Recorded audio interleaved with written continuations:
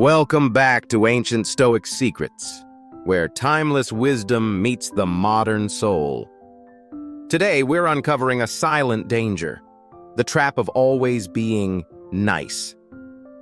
It's not as harmless as it seems. Let's dive in. Part 1. The trap of always being nice.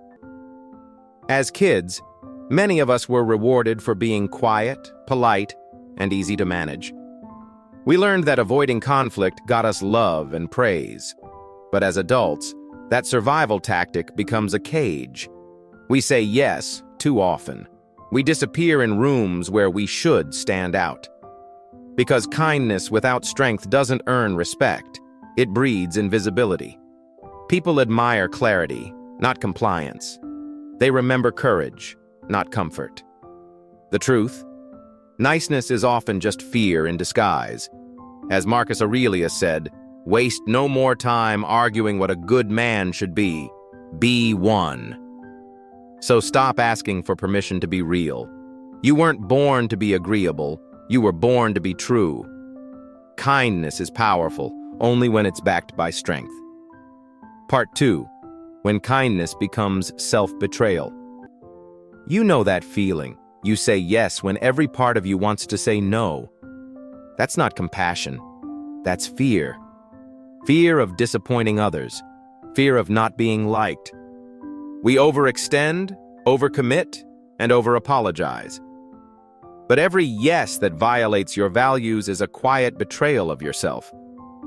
You're not being generous. You're abandoning yourself to stay comfortable in someone else's story. And slowly, you begin to disappear.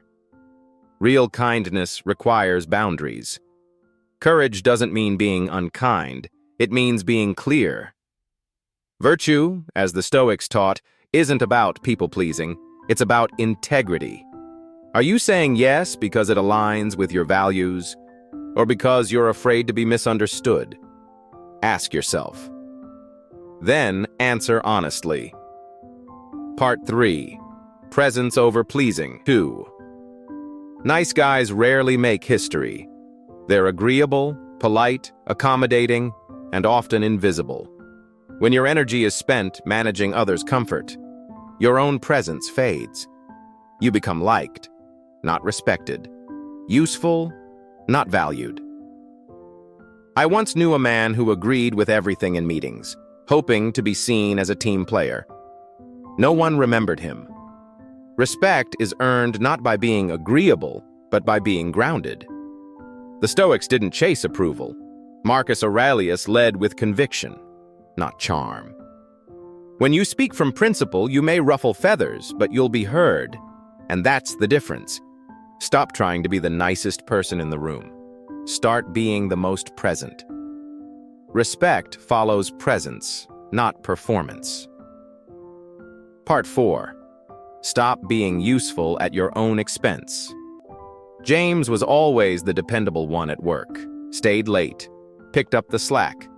Everyone called him the team player, but when the company restructured, he was the first to go. Why? Because being endlessly helpful without boundaries made him forgettable. He became a function, not a person.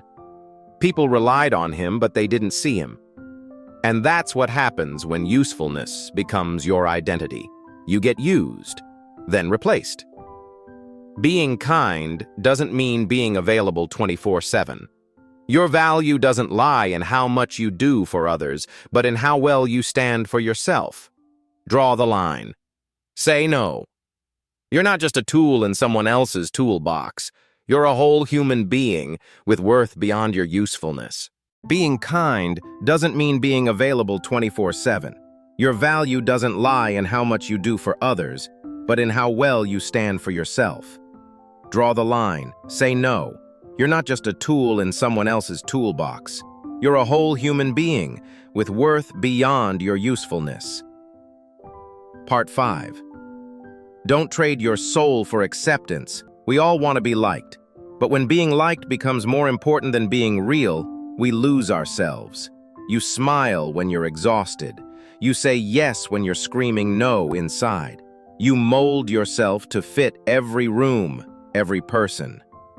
But each time you betray your truth for approval, a piece of you goes missing. That kind of peace, based on external approval, is not peace. It's performance, and it's exhausting. The Stoics taught, true peace comes from within, not from applause. People's acceptance is temporary and conditional. Your soul is not. You don't need to be everything for everyone. Just be honest with yourself. You can't keep sacrificing your authenticity for validation and expect to feel whole. Be true, not just accepted. Part 6. Let go of the need to be understood. You don't need to explain your boundaries to those who benefit from your silence. Sometimes clarity will offend people who once loved your compliance. And that's okay. When you stop performing and start showing up as your real self, people will misunderstand you. They'll say you've changed, that you're cold. But being clear is not being cruel. Being firm is not being harsh. You don't owe an explanation to everyone. As Marcus Aurelius wrote, if it is not right, do not do it. If it is not true, do not say it. Your clarity is enough. Let people be uncomfortable. Let them misunderstand. Your job is to live in truth, not translate it for those who won't hear it. Part 7. Self-respect is true freedom. True self-respect begins the moment you stop apologizing for your existence. Daniel spent years being the peacekeeper in his family, always smoothing things over, always swallowing his voice, until one day he finally said no, not with anger but with clarity, and for the first time, he felt a strange new feeling: freedom. Not everyone liked it, but he liked himself more.